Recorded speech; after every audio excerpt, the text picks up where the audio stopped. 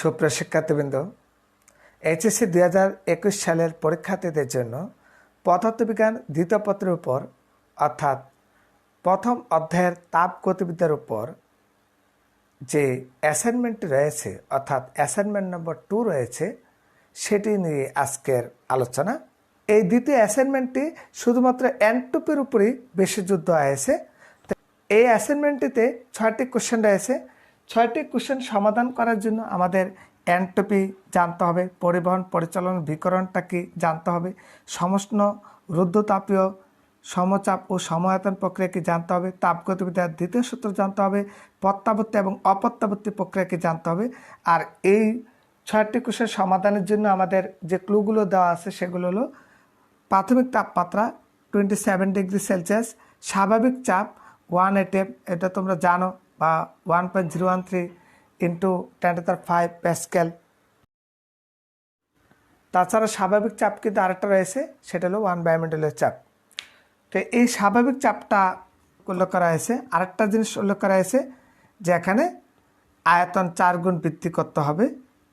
আর একটা গুরুত্বপূর্ণ তথ্য দেওয়া আছে, সেটা হলো সমষ্ণ এবং সমচাপ, এই দুইটা শব্দ কিন্তু এখানে উল্লেখ করে। আরেকটা উল্লেখ করেছে, সেটা হলো 1 গ্রাম হাইড্রোজেন গ্যাস। তো 1 গ্রাম হাইড্রোজেন গ্যাস মানে 0.5 মোল হাইড্রোজেন গ্যাস। তো কীভাবে এসেছে সেটা আমরা দেখব। তো এইগুলোর সাহায্যে কিন্তু 6টা কোশ্চেন আমরা সমাধান করব। কয়ের কোশ্চেনটি লক্ষ্য করো, এনট্রপির মাধ্যমে, শব্দটা খেয়াল করে, এনট্রপির মাধ্যমে তাপগতিবিদ্যার দ্বিতীয় সূত্রটি লেখো। তারপরে বলেছে 3 প্রক্রিয়ায় অর্থাৎ পরিবহন পরিচালন বিকরণ, এই 3টা প্রক্রিয়ায় তাপের সঞ্চালনের ক্ষেত্রে এনট্রপি বৃদ্ধি পাবে না হ্রাস পাবে। তারপরে বলেছে উত্তরের পক্ষে গাণিতিক যুক্তি দেখাও। তাহলে এখানে 3টা প্রশ্ন এবং নম্বর কিন্তু এটা 3, তাহলে 3টার জন্য আমি 3 নম্বর পাবো। তা আমরা প্রত্যেকটা কোশ্চেন সমাধান করার আগে আমাদের কিছু বেসিক জানতে হবে। সে বেসিকটা হলো এনট্রপিটা কি। একটা শব্দ খেয়াল করে, এনট্রপি। এই এনট্রপিটা আসলে কাকে বলে, এটা বুঝতে হলে তাপগতিবিদ্যার দ্বিতীয় সূত্রটাও বুঝতে হবে। এখানে একটা শব্দ বলেছে, তাপগতিবিদ্যার দ্বিতীয় সূত্রটি লেখো কার সাহায্যে? এনট্রপির সাহায্যে। তো তাপগতিবিদ্যার দ্বিতীয় সূত্রটা হলো, একটা সিস্টেমে কিছু গ্যাস হয়েছে। তো ধরো এটাতে কিছু গ্যাস হয়েছে, এখন এটাতে যদি আমি ডিকিউ পরিমাণ তাপ দেই, তখন তার 2টা ঘটনা ঘটে। একটা হলো তার অন্তস্থ শক্তির পরিবর্তন ঘটবে, কার?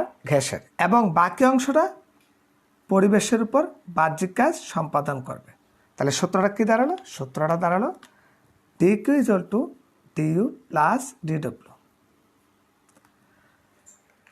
তাহলে টোটাল তাপটা 2 অংশে বিভক্ত হলো, অভ্যন্তরীণ শক্তি এবং বাহ্যিক কাজ, এই 2টার যোগফল হবে ডিকিউর সমান।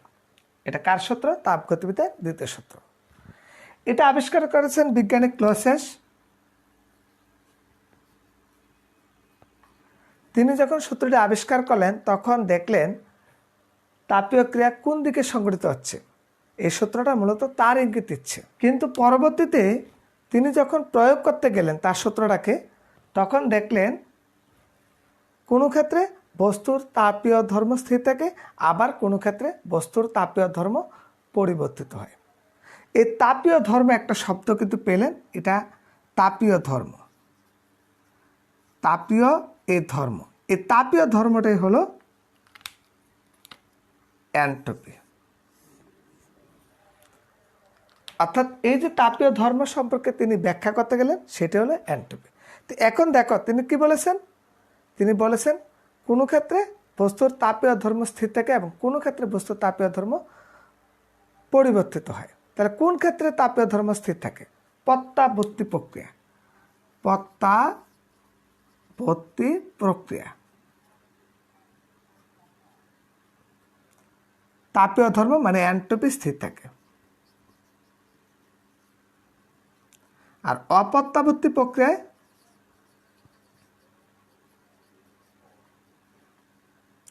এনট্রপি বৃদ্ধি পায়।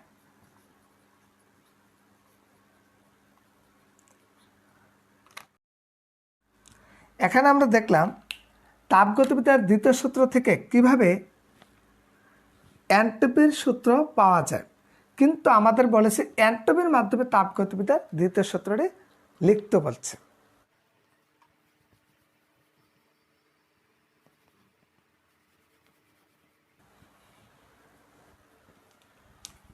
সূত্রটি হলো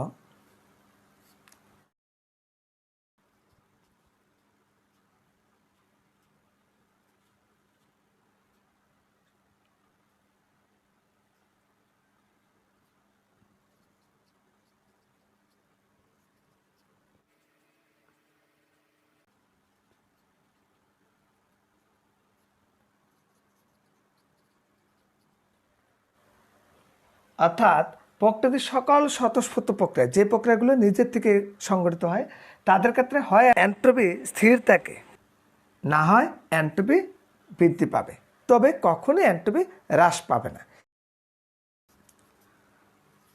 অপ্রত্যাবর্তী প্রক্রিয়ায়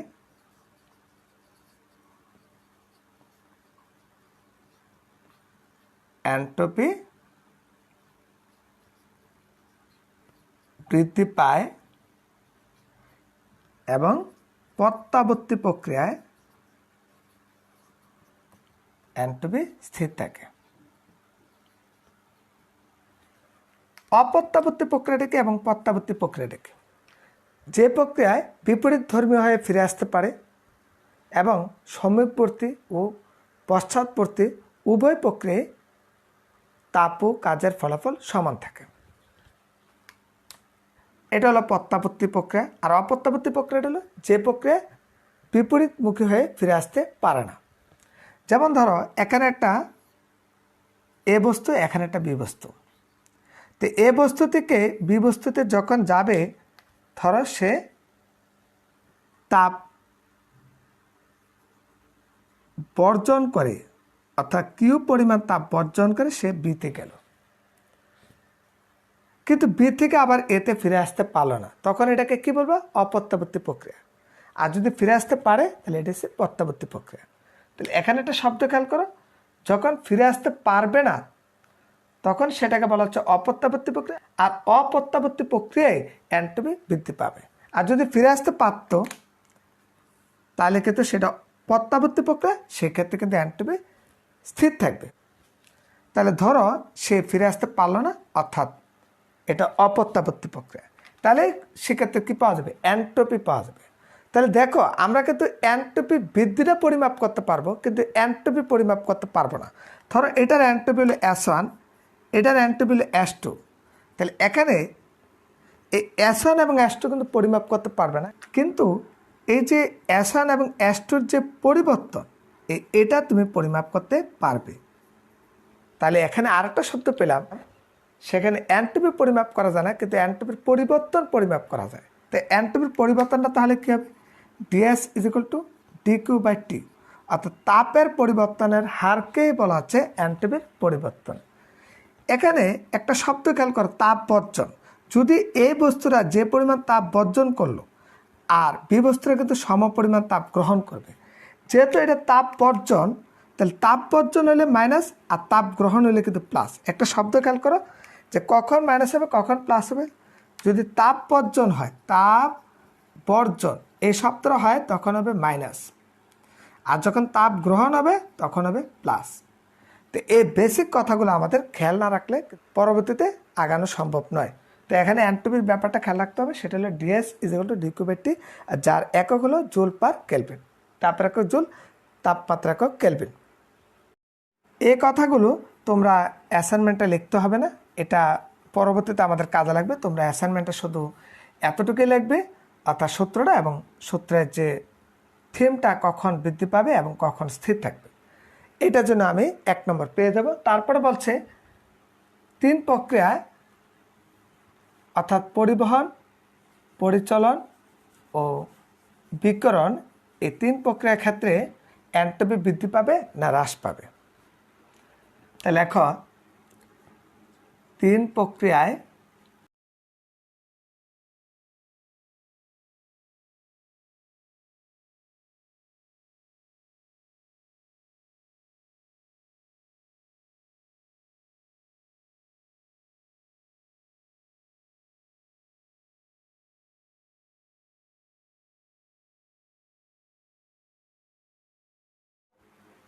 এনট্রপি বৃদ্ধি পাবে না হ্রাস পাবে? তাহলে এনট্রপি বৃদ্ধি পাবে, কারণ এই তিনটা প্রক্রিয়া কিন্তু কি প্রক্রিয়া? প্রত্যাবর্তী না অপ্রত্যাবর্তী? অবশ্যই অপ্রত্যাবর্তী প্রক্রিয়া, কারণ অপ্রত্যাবর্তী প্রক্রিয়া না হলে এনট্রপি বৃদ্ধি পাবে না। কারণটা লিখে দাও, কারণ এগুলো অপ্রত্যাবর্তী প্রক্রিয়া।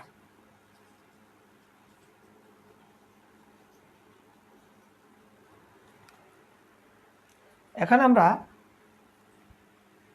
গাণিতিক যুক্তি আমরা দেখাবো যে অপ্রত্যাবর্তী প্রক্রিয়ায় যে এনট্রপি বৃদ্ধি পায় এটার কারণটাই দেখাবো। এখানে বলছে যে যে এনট্রপি বৃদ্ধি পাচ্ছে কাদের ক্ষেত্রে? পরিবহন, পরিচালন, বিকিরণ। এরা কারা? এরা অপ্রত্যাবর্তী প্রক্রিয়া। তো যেহেতু অপ্রত্যাবর্তী প্রক্রিয়া এনট্রপি বৃদ্ধি পাচ্ছে, এখন আমরা এই গাণিতিক যুক্তিটাই দেখাবো যে অপ্রত্যাবর্তী প্রক্রিয়া এনট্রপি বৃদ্ধি পায়।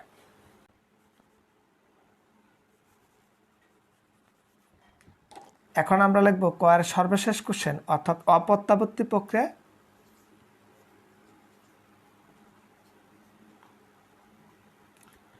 এনট্রপি বৃদ্ধি পায়, তার গাণিতিক যুক্তি বা গাণিতিক ব্যাখ্যা। তা আমরা দুইটা টেম্পারেচারের বস্তু চিন্তা করি, একটা T1 টেম্পারেচারের বস্তু আর একটা হলো T2 টেম্পারেচারের বস্তু। তাহলে এখন এই বস্তুরা কিউ পরিমাণ তাপ বর্জন করবে আর এই বস্তুরা কিউ পরিমাণ তাপ গ্রহণ করবে। তো যেহেতু বর্জন, তাহলে এটা কি হবে? নেগেটিভ তাপ। আর এটা যেহেতু গ্রহণ করবে, এটা হবে পজিটিভ তাপ। এটা এ, এটা বি। এ বস্তুটি T1 তাপমাত্রায় কিউ পরিমাণ তাপ বর্জন করবে। একইভাবে বি বস্তুটি T2 তাপমাত্রায় সমপরিমাণ তাপ কি করবে? গ্রহণ করবে। সুতরাং এ বস্তুর ক্ষেত্রে এনট্রপির পরিবর্তন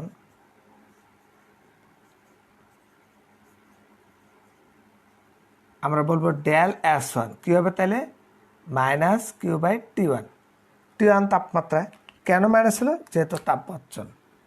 একইভাবে আমরা বলবো বি বস্তুর ক্ষেত্রে এনট্রপির পরিবর্তন ডেল S2 সমান কিউ বাই T2 তাপমাত্রায়, কিন্তু এখানে প্লাস হবে কেন? যেহেতু তাপ গ্রহণ। তাহলে মোট এনট্রপির পরিবর্তন অর্থাৎ del S del S1 plus del S2। তাই ডেল S1 কত? মাইনাস কিউ বাই T1 আর ডেল S2 হলো প্লাস কিউ বাই T2। তাহলে আমরা এটা থেকে কিউ কমন নিলে পাচ্ছি 1/T2 মাইনাস 1/T1। এখানে দেখো কে বড়? T1 বড় না T2 বড়? এখানে T1টা হলো গরম, যে কারণে এ বস্তুটি তাপ বর্জন করেছিল, আর T2 বস্তুটি হলো ঠান্ডা, যেই কারণে সে তাপ গ্রহণ করেছিল। তাহলে এখানে আমরা বলতে পারি কে বড়? T1 is greater than T2, অর্থাৎ 1/T1 এবং 1/T2। তাহলে কে বড় হবে? যদি উল্টে ফেলো তাহলে এটা বড় হবে, তাহলে 1/T2 বড়। যেহেতু 1/T2 বড় আর 1/T1 ছোট, তাহলে অবশ্যই 1/T2 থেকে 1/T1 বিয়োগ করলে এটা কী হবে? পজিটিভ হবে না নেগেটিভ হবে? পজিটিভ হবে। সুতরাং আমরা বলতে পারি যে এটা কি পজিটিভ, অর্থাৎ সুতরাং 1/T2 মাইনাস 1/T1 অর্থাৎ পজিটিভ। সুতরাং ডেল S কি? পজিটিভ। অতএব অপ্রত্যাবর্তী প্রক্রিয়া এনট্রপি বৃদ্ধি পায়। অপ্রত্যাবর্তী প্রক্রিয়ায় এনট্রপি বৃদ্ধি পায়।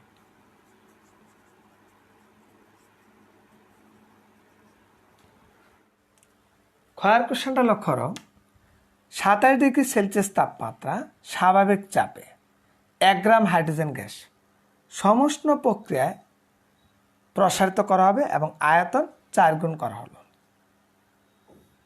এই তথ্যগুলোর সাহায্যে আমরা এনট্রপির পরিবর্তন বের করব। তবে কোন প্রক্রিয়া? সমুষ্ণ প্রক্রিয়া। আবারও কথা খেয়াল করো। তাহলে সমুষ্ণ প্রক্রিয়া এনট্রপির পরিবর্তনের রাশিমালাটা আগে বের করি, তারপরে আমরা অঙ্কটা করব। তো যেহেতু বলেছে সমুষ্ণ প্রক্রিয়ায়, তাহলে আমরা বলতে পারি সমুষ্ণ প্রক্রিয়ায় সমুষ্ণ তাহলে উষ্ণতা তাপমাত্রা কে স্থির থাকবে, টি স্থির। তো যেহেতু টি স্থির তাই ডিটি কী হবে, শূন্য। অর্থাৎ যেটা ধ্রুবক সেটার ডিফারেন্সিয়েশন কী হয়, শূন্য। ফলে ডিইউ কত হবে, শূন্য হবে। এখানে আমরা তাপগতিবিদ্যার দ্বিতীয় সূত্র থেকে জানি DQ equal to DU plus DW. DW কত, পিডিবি। আর ডিইউটা কত, ডিইউটা এখানে শূন্য। তাহলে আমরা এখানে শূন্য বসিয়ে ফেলি। তাহলে বা আমরা ডিকিউ সমান পেলাম পিডিবি। তো যেহেতু এনটিপির নির্ণয় করতে বলছে, এনটিপিটা কী জানি আমরা, এনটিপিটা জানি আমরা DS equal to DQ by T. তো যেহেতু DS equal to DQ by T, তা আমরা উভয়পক্ষে টি দ্বারা ভাগ করি, ডিকিউ বাই টি। উদ্দেশ্য আমরা এনটিপির পরিবর্তন বের করা। পি বাই টি আমরা উভয়পক্ষে টি দ্বারা ভাগ করছি ডিবি, বা ডিকিউ বাই টি সমান সমান। তা আমরা আরেকটা শব্দ জানি, সেটা হলো যে পিভি ইকুয়াল টু এনআরটি। তো যেহেতু পিভি ইকুয়াল টু এনআরটি, তাহলে এখানে আমরা পি বাই টি সমান লিখতে পারি N R by V. P by T সমান এন আর বাই ভি। এই যে পি বাই টি, এই পি বাই টি এর মানটা আমরা বসে ফেলতেছি এন আর বাই ভি, আর এখানে ডিবি। বা ইন্টিগ্রেশন আমরা উভয়পক্ষে ইন্টিগ্রেশন করতেছি DQ by T, integration N R by V DV.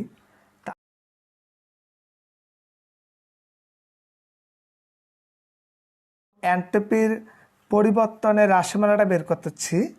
তাহলে বা এই যে ইন্টিগ্রেশন ডিটি বাই টি, দেখো ইন্টিগ্রেশন ডিটি বাই টি, এটাকে আরেকটা কথা লেখা যাচ্ছে ডেল এস। এটা মনে রাখবেন, ইন্টিগ্রেশন ডিকিউ বাই টি মানে কিন্তু del S, DQ by T মানে ডিএস, কিন্তু ইন্টিগ্রেশন ডিকিউ বাই টি মানে ডেল এস।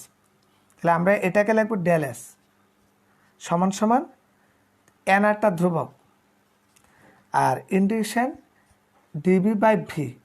তো যেহেতু ইন্টিগ্রেশনটা হচ্ছে ভি এর লিমিট, তাহলে ভি এর লিমিট তো দেখা যাচ্ছে ভি ওয়ান থেকে ভি টু। তাহলে ভি ওয়ান থেকে ভি টু আমরা এখানে এটা আমরা দিয়ে ফেলাম ভি ওয়ান থেকে ভি টু। এখানে আমরা এন আর ইন্টিগ্রেশন ডিএক্স বাই এক্স মানে কি, এক্স মানে লন এক্স। তো এখানে আমরা লিখতে পারি লন ভি, লিমিটটা হবে ভি ওয়ান থেকে ভি টু। তা আমরা লিখতে পারি N R ln V two minus ln V one. এটাকে লিখতে পারি N R ln ln A minus ln B. সূত্রটা হলো লন এ বাই বি। এটা হলো মূলত এনটিপির পরিবর্তনের সূত্র। তা আমরা এই এনটিপির পরিবর্তনের এই সূত্র দিয়ে অঙ্কটা করব। তবে এটা তো অবশ্যই দেখাতে হবে অ্যাসাইনমেন্টের খাতায়। আর এটা না দেখালেও কোনো আপত্তি নেই, এটা না দেখালেও চলবে। আর এটাও কিন্তু দেখানোর দরকার নেই। এটা কীভাবে ডেলএসটা লিখছি সেটা, আর এটা সূত্রটা তো বুঝতে পারলা, ইন্টিগ্রেশন ডিএক্স বাই এক্স মানে লন এক্স। আর এটা কিন্তু তোমরা অ্যাসাইনমেন্টের খাতা লিখবে। এখন দেখো আমাদের এই অঙ্কটা করার জন্য কি কি দরকার, এন দরকার। এন সমান কি, এনটা হলো মূল সংখ্যা। কার মূল সংখ্যা, এস টু গ্যাসের মূল সংখ্যা, এস টু গ্যাসের মূল সংখ্যা। তো এন সমান এখানে কত গ্রাম হাইড্রোজেন গ্যাস রয়েছে, 1 গ্রাম। আর এখানে আণবিক ভরটা কত, 2 গ্রাম পার মোল। তাহলে এখানে ভাগ করলে 0.5। এটা হলো হাইড্রোজেন গ্যাসের মূল সংখ্যা, কিন্তু আয়তন বাড়াতে বলছে 4 গুণ।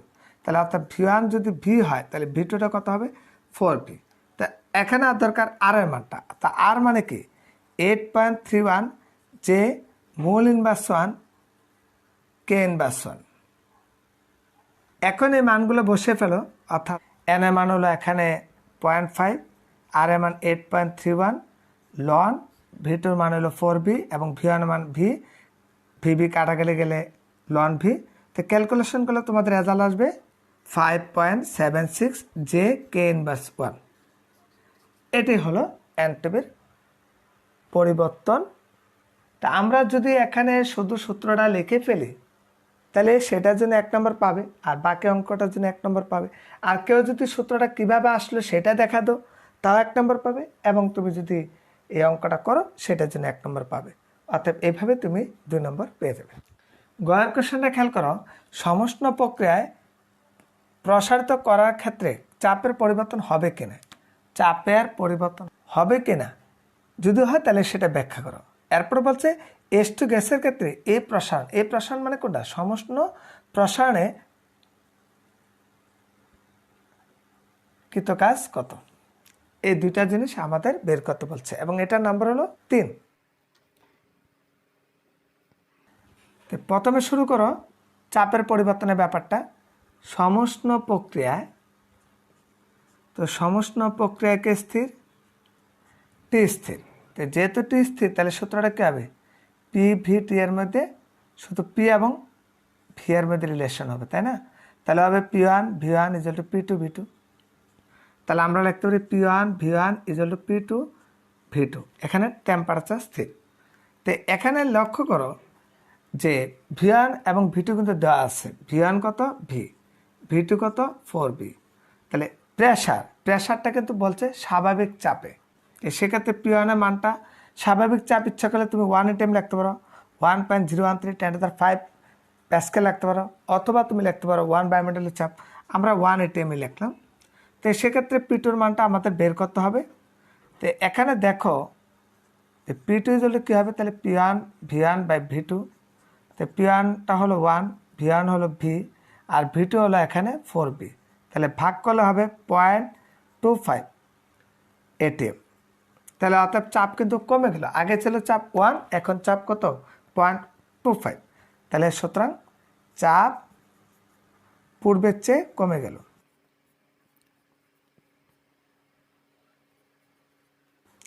কত কমে গেল, আগে ছিল 1, এখন হলো 0.25, তাহলে কমে গেল 0.75 ATM, চাপ কমে গেল।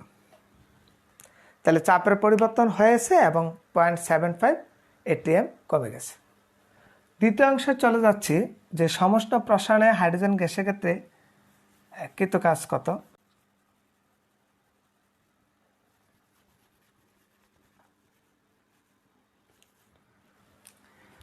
দ্বিতীয় অংশটা খেয়াল করো, H2 গ্যাসের এই প্রসারণে মানে সমষ্ণ প্রসারণে কৃত কাজ। তো কৃত কাজ তো জানো DW = PdV। তা আমরা জানি PV ছিল কত, nRT। তাহলে P সমান কত হবে, nRT/V। তাহলে আমরা P সমান লিখতে পারি nRT/V। এখানে তো ডিবি আছে, তো ইন্টিগ্রেশন করো DW nRT/V dV। এখানে ইন্টিগ্রেশন DW মানে W, আর এখানে যেহেতু ভি এর পরিবর্তন হবে, তো ভি এর পরিবর্তনটা তো জানি V1 থেকে V2। তাহলে nRTটা ধ্রুবক, তো ইন্টিগ্রেশন dV/V মানে ln V, আমরা একটু ডাইরেক্ট করে ফেললাম, তো V1/V2। তো তোমরা জানো যে ln V2 minus ln V1, আর এটাকে কি লেখা যাচ্ছে nRT ln V2/V1। একটু ডাইরেক্ট করে ফেললাম যেহেতু এর আগেও আমরা এরকম করেছি। তো এখন আমাদের দেখে নিই কী কী দরকার। এখানে দরকার আছে Na মান আছে 0.5 মোল হাইড্রোজেন গ্যাসের ক্ষেত্রে, Ra মান আছে 8.31, যে মোল ইনভার্স 1, K ইনভার্স 1, আর V1 আছে V2 আছে 4B। এখানে আমরা মানগুলো বসে ফেলি, 0.5, 8.31, টি এর মান হচ্ছে, এখানে কিন্তু টি দরকার, টি এর মানটা কিন্তু এখানে রয়েছে 27 ডিগ্রি সেলসিয়াস অর্থাৎ 300 কেলভিন। তো এখানে 300 বসাও, তারপরে লন V2 মান হলো এখানে 4B, আর V1 মান হচ্ছে V। তো এটা যদি ক্যালকুলেশন করো তাহলে যে রেজাল্ট আসবে সেটা হলো 1728.85 জুল।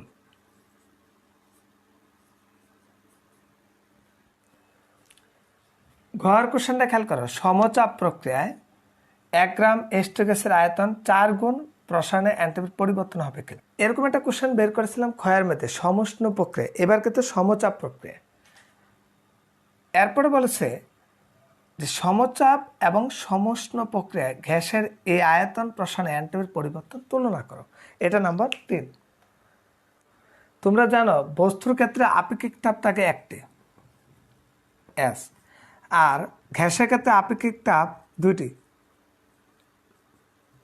একটা সিপি আর একটা হলো সিবি। তো সিপি হলো স্থির চাপে মোলার আপেক্ষিক তাপ, আর সিবি হলো স্থির আয়তনে মোলার আপেক্ষিক তাপ। এখানে বলেছি সমচাপ প্রক্রিয়া, তো সমচাপের ক্ষেত্রে কোনটা হবে, সিপি না সিবি? সিপি, কারণ সমচাপ, চাপ স্থির থাকবে, আর সম আয়তন মানে আয়তন স্থির থাকবে। এখানে সমচাপ, তাহলে কোনটা স্থির থাকবে? চাপ।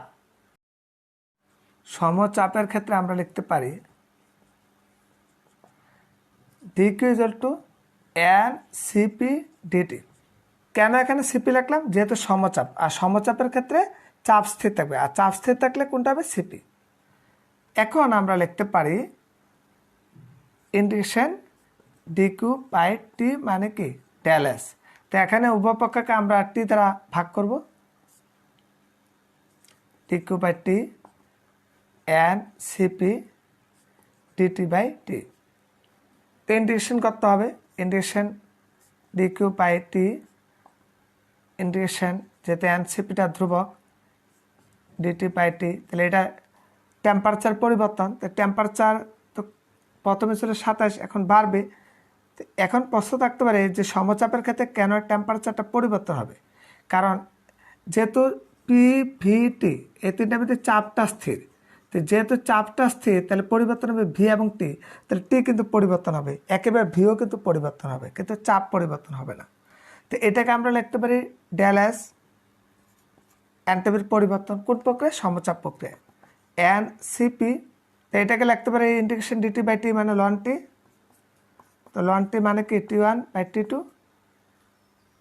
সমান সমান N CP ln T two minus ln T one সমান সমান N CP ln T two by T one. আমরা একটু উপরে চলে যাচ্ছি।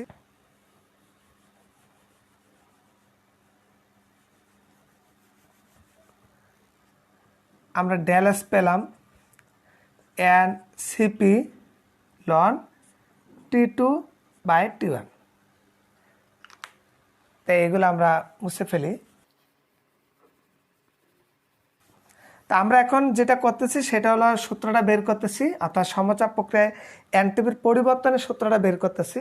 তো দেখো এখানে কিন্তু টি ওয়ান আমার জানা আছে, কিন্তু টি টু কিন্তু জানা নেই, অর্থাৎ টেম্পারেচার একটা জানা আছে আর একটা জানা নেই।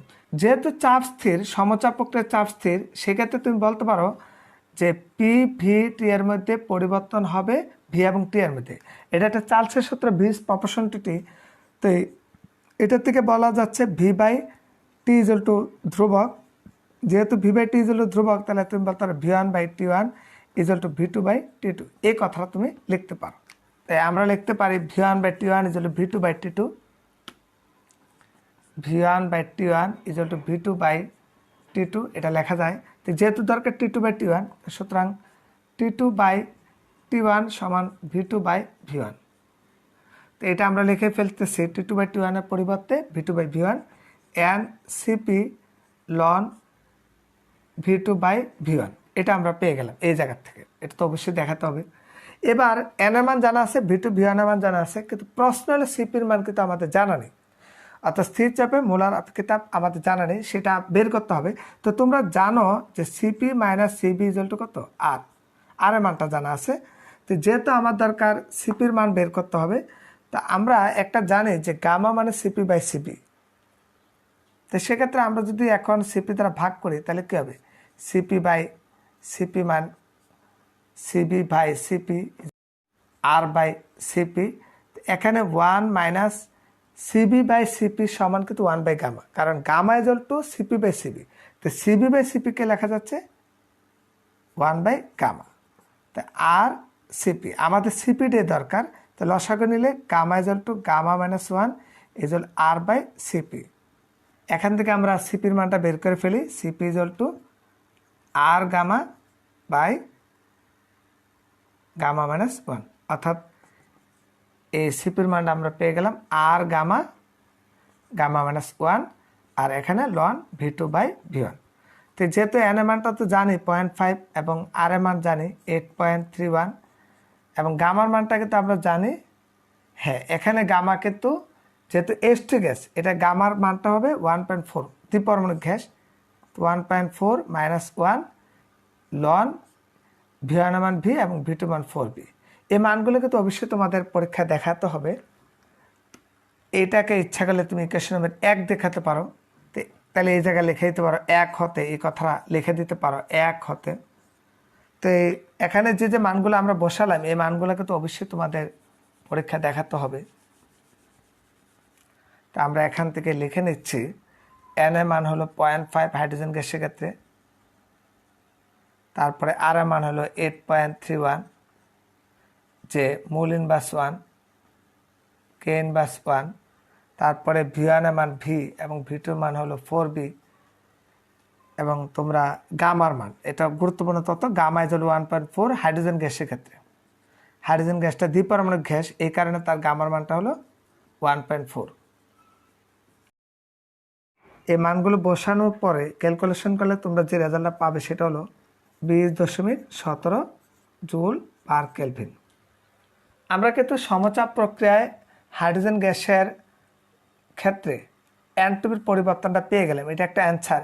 এটার জন্য তুমি অবশ্যই 2 নম্বর পাবে, কারণ এই যে তুমি সূত্রটা বের করতে পারলে বা সূত্রটা লিখতে পারলে এটার জন্য তুমি 1, বা সূত্রটা বের করে আনলে এটার জন্য 1, আর বাকি অঙ্কটার জন্য 1, এই হলো 2। এখন আমাদের তুলনা করতে হবে। তুলনাটা হচ্ছে দুইটার মধ্যে, একটা সমচাপ এবং একটা সমষ্ণ প্রক্রিয়ায় যে এনট্রপির পরিবর্তনে পেয়েছে তাদের মধ্যে তুলনা। তো এখন আমরা যে ডেল এস, একটু খেয়াল করো, ডেল এসটা পেলাম আমরা কোন প্রক্রিয়াটা? সমচাপ। এই জায়গাটা কিন্তু পেয়েছে সমচাপ প্রক্রিয়া, যেটা শুরুতে করলাম সমচাপ। তো সমচাপ প্রক্রিয়া এনট্রপির পরিবর্তনে পেলাম 20.17 জুল পার কেলভিন। আর আরেকটা এনট্রপির পরিবর্তন পেয়েছিলাম সেটা সমষ্ণ প্রক্রিয়া। তো সমষ্ণ প্রক্রিয়ায় কত পেয়েছিলাম? 5.76 জুল পার কেলভিন। তো এখন তুলনা করতে হবে। আমরা সমচাপ এবং সমষ্ণ প্রক্রিয়ায় যে এনট্রপির পরিবর্তন পেয়েছি তাদের মধ্যে আমাদের তুলনা করতে হবে। তো তুলনাটা করো। তাই ডেল এস এটা হলো সমচাপ, আরটা হলো ডেল এস এটা হলো সমষ্ণ। তো দেখা যাচ্ছে সমচাপটা বড়, তো সমচাপটা আসতেছে 20.17 এবং সমষ্ণ প্রক্রিয়াটা আসতেছে 5.76, ভাগ করলে হবে 3.5, অর্থাৎ ডেল এস সমচাপ এটা হলো 3.5 ইন্টু ডেল এস সমষ্ণ। তো তুমি লেখাটা লিখতে পারো এইভাবে যে সমচাপ প্রক্রিয়া এনট্রপির পরিবর্তন বা গ্যাসের এই আয়তন প্রসারণে এনট্রপির পরিবর্তন, সমষ্ণ প্রক্রিয়ায় গ্যাসের এই আয়তন প্রসারণে এনট্রপির পরিবর্তনের 3.5 গুণ। এটা হয়ে গেল তুলনা। তো এই তুলনাটার জন্য তুমি কত পাবে? 1। 1 নম্বর কোশ্চেনটা খেয়াল করো, কার্নোট চক্রকে তাপমাত্রা বনাম এনট্রপি লেখচিত্রের সাহায্যে অঙ্কন করতে হবে এবং বিভিন্ন তাপ ব্যাখ্যা করতে হবে। এটা নম্বর কিন্তু 3। দেখো এখানে দুইটা গ্রাফ দেখতে পাচ্ছ, তাহলে কোনটা সত্য, এটা না এটা? এখানে বলছে তাপমাত্রা বনাম এনট্রপি, অর্থাৎ তাপমাত্রা সাপেক্ষে এনট্রপির পরিবর্তন গ্রাফের সাহায্যে দেখাতে হবে, এটাই হলো সত্য। তাহলে এটা কিন্তু আমাদের পাঠ্য বইয়ে আছে। এটা ছিল পি ভার্সেস ভি, অর্থাৎ চাপ বনাম ভি এর গ্রাফ। এটার থেকে এটা কীভাবে আসলো সেটাই কিন্তু আমাদের দেখাতে হবে। তো পরীক্ষা তোমরা এটা দেখাতে হবে, এটা দেখে এটা দেখালো কোনো আপত্তি নেই, অর্থাৎ দুইটাই দেখো, তাতে আরও বেটার হবে। তো তোমরা পরীক্ষা দুইটাই দেখাতে চেষ্টা করবে। এটার জন্য কোনো গ্রাফ পেপার ব্যবহার করতে হবে না, এটা খাতায় আঁকতে পারবে। প্রথমে আসো কার্নোট চক্র। তো কার্নোট চক্রটা আসলে কি? কার্নোট চক্রের মধ্যে 4টি প্রক্রিয়া রয়েছে। একটা হলো সমষ্ণ প্রসারণ, রুদ্ধতাপ প্রসারণ, সমষ্ণ সংকোচন, রুদ্ধতাপ সংকোচন। তো এই যে দেখো এবিটা হলো সমষ্ণ প্রসারণ, বিসিটা হলো রুদ্ধতাপীয় প্রসারণ, সিডিটা হলো সমষ্ণ সংকোচন এবং ডিএটা হলো রুদ্ধতাপীয় সংকোচন। এই 4 প্রক্রিয়ায় কিন্তু সে এক জায়গা থেকে যাত্রা শুরু করে ঠিক আবার আগের জায়গায় ফিরে আসতে পারলো তাহলে এখন এটাকে কি প্রত্যাবর্তী প্রক্রিয়া বলবা না অপ্রত্যাবর্তী প্রক্রিয়া বলবা? অবশ্যই তোমরা প্রত্যাবর্তী প্রক্রিয়া। অর্থাৎ কার্যচক্র একটি প্রত্যাবর্তী প্রক্রিয়া। আর আমরা জানি প্রত্যাবর্তী প্রক্রিয়ায় এনটিপির মোট পরিবর্তন কি হয়? শূন্য হয়। তাহলে এখানেও কিন্তু এনটিপির মোট পরিবর্তনটা শূন্য হবে। তো এখন আমাদের এই অঙ্কন করতে বলছে গ্রাফটা, এটার জন্য তুমি অবশ্যই 1 পাবে। আর ধাপগুলো ব্যাখ্যা দিতে হবে, 4টা ধাপের ব্যাখ্যা। তো আমরা এখানে 2টি ধাপ দেখেছি, পরবর্তীতে আরও 2টি ধাপ দেখাতে হবে, মোট 4টি ধাপের ব্যাখ্যা তুমি দিতে হবে। তো খুব সহজে মনে রাখতে পারবে। এখানে মাত্র 2টি পয়েন্ট দেখো, 1টা পয়েন্ট 2টা পয়েন্ট, এখানেও 2টা পয়েন্ট। অর্থাৎ লেখাটা একবার সিম্পল করে এনেছি যাতে তোমাদের বুঝতে সমস্যা, লিখতে সমস্যা। তো এখানে বলছে এই ধাপে তাপমাত্রা পরিবর্তন হবে না। কেন? সমুষ্ণ।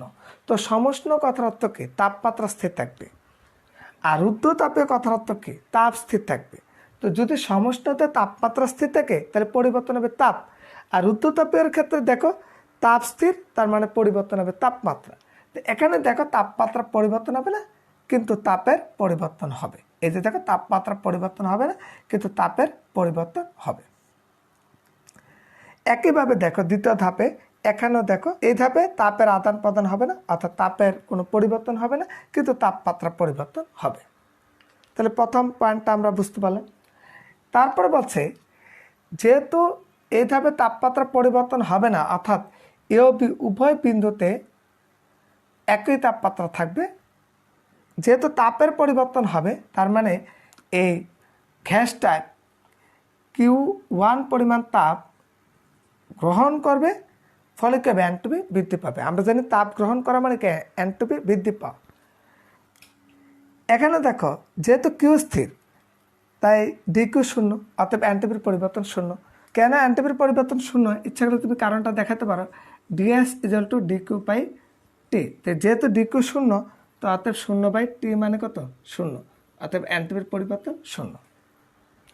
এখন আমাদের বাকি রইল আরও 2টি ধাপ। সে 2টি ধাপের বর্ণনাও কিন্তু তোমাদের দিতে হবে। এবার আসো আমাদের তৃতীয় ধাপ, মানে অর্থাৎ সিডি ধাপ। তা আমি এটার মধ্যে লিখে ফেলি, তোমরা তো নিচে লিখতে হবে তৃতীয় ধাপ। তৃতীয় ধাপ হলো সিডি ধাপ। তো তোমরা এটা লিখবা সিডি ধাপ। আর সমষ্ণ প্রসারণ জায়গাত লিখবা সমষ্ণ সংকোচন, এটা লিখবা সংকোচন। তো সমষ্ণ সংকোচনের ক্ষেত্রে কী হবে? এই ধাপে তাপমাত্রা পরিবর্তন হবে না, অর্থাৎ সিওডি উভয় বিন্দুতে একই তাপমাত্রা থাকবে। তাহলে বুঝতে পারলাম কেন সমষ্ণ, এই কারণে যে তাপমাত্রা কোনো পরিবর্তন হবে না। প্রথম পয়েন্ট শেষ। দ্বিতীয় পয়েন্ট হলো শুধুমাত্র তাপের পরিবর্তন হবে, অর্থাৎ এই ধাপে গ্যাস এবার কিন্তু কি পরিমাণ তাপ? Q2। তা আমরা কিন্তু বর্ণনাগুলো দিচ্ছি এই চিত্রের মাধ্যমে। তো Q2 পরিমাণ তাপ কি করবে? গ্রহণ। Q2 পরিমাণ তাপ বর্জন করবে। এই গ্রহণের জাত কী হবে? বর্জন। ফলে এনটিপি কি পাবে? হ্রাস পাবে। এই জায়গা হবে কি? হ্রাস। তা হ্রাস পাবে। তাহলে আগেটা ছিল এনটিপি বৃদ্ধি পেয়েছে, এবার এনটিপি হ্রাস পেয়েছে। এই জায়গায় হবে চতুর্থ ধাপ। তো চতুর্থ ধাপে হবে ডিএ। তো এটা হবে ডিএ। এটা হবে রুদ্ধতাপের সংকোচন।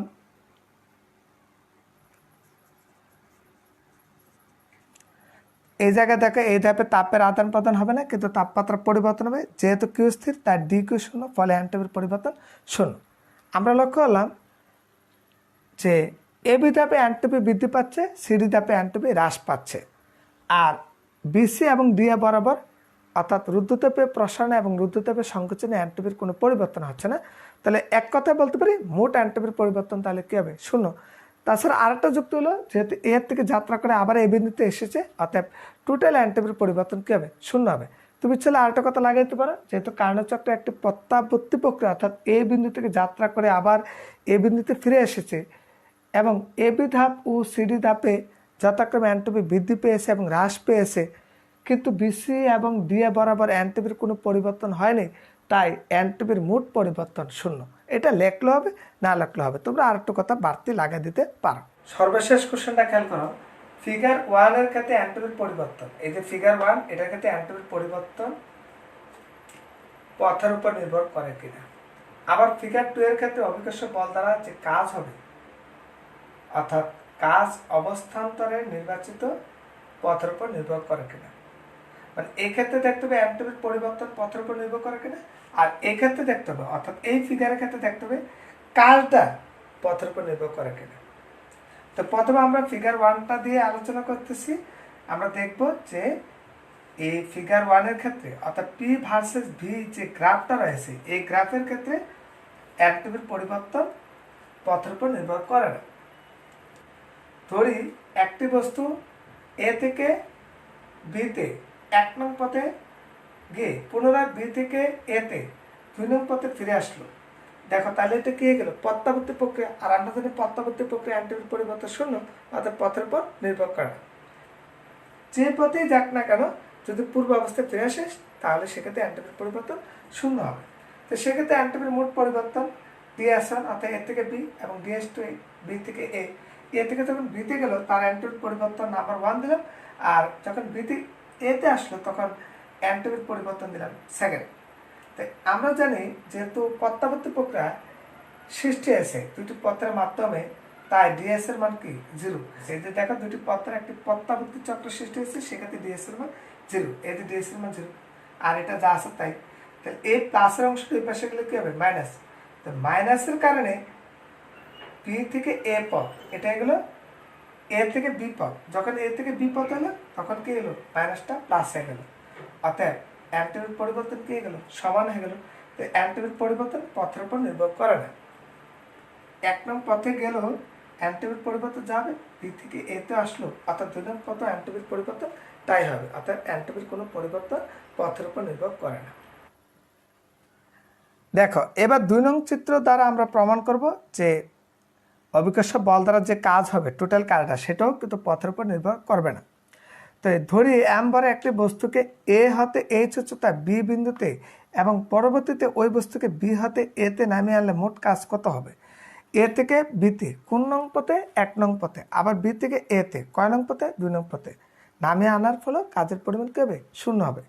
যখন আমি উপরের দিকে উঠালাম তখন কাজটা কিন্তু নেগেটিভ কাজ, মাইনাস এমজিএস। যেহেতু অভিকর্ষ বলের বিপরীত দিকে কাজটা হচ্ছে এই জন্য মাইনাস এমজিএস। আর যেহেতু ডব্লিউ বিএ, তাহলে অভিকর্ষ বল দ্বারা কাজ হচ্ছে, তাহলে এক্ষেত্রে প্লাস এমজিএস, এটা বলের দ্বারা কাজ হয়েছে। তাহলে টোটাল কাজটা কত, শূন্য। অতএব ফিগার 2 এর ক্ষেত্রে আমরা বলবো অভিকর্ষ বল দ্বারা কাজ পথের উপর নির্ভর করে না। যখন তোমরা 2 নম্বর ব্যাখ্যাটা লাগবে 2 নম্বর চিত্র দিবে পাশে, যখন 1 নম্বর ব্যাখ্যাটা লাগবে তখন 1 নম্বর চিত্রটা দিবে পাশে। তা আমরা দেখলাম যে এক্ষেত্রে প্রথম গ্রাফ থেকে আমরা দেখলাম অ্যান্টিটিউডের কোনো পরিবর্তন পথের উপর নির্ভর করে না। আবার 2 নম্বর গ্রাফ থেকে দেখলাম টোটাল যে কাজটা হলো সেটাও কিন্তু পথের উপর নির্ভর করে না। অর্থাৎ আমি ভূমি থেকে এই উচ্চতা উঠালাম, যে কাজ হবে আবার ঠিক এই জায়গা থেকে এই জায়গায় নামিয়ে আনলাম, ঠিক একই পরিমাণ কাজ হবে। তো একটা হলো নেগেটিভ কাজ, একটা হলো পজিটিভ কাজ, টোটাল কাজ হবে কত, শূন্য। অর্থাৎ পথের উপর নির্ভর করে না। সুপ্রিয় শিক্ষার্থীবৃন্দ, এই ছিল অ্যাসাইনমেন্ট 2 এর সমাধান ক্লাস। তোমরা ভালোভাবে প্রথম বুঝবে, তারপরে খাতা লিখবে, কারণ ভুল হলে কিন্তু নাম্বার কেটে যাবে। যদি এরপরও কোনো সমস্যা থাকে অবশ্যই কমেন্ট বক্সে যে কমেন্ট করে জানাবে। তো ভিডিওটি ধৈর্য ধরে দেখার জন্য সকলকে ধন্যবাদ। আমরা নেক্সট ভিডিও নিয়ে আসার আগ পর্যন্ত তোমরা ভালো থাকবে, সুস্থ থাকবে।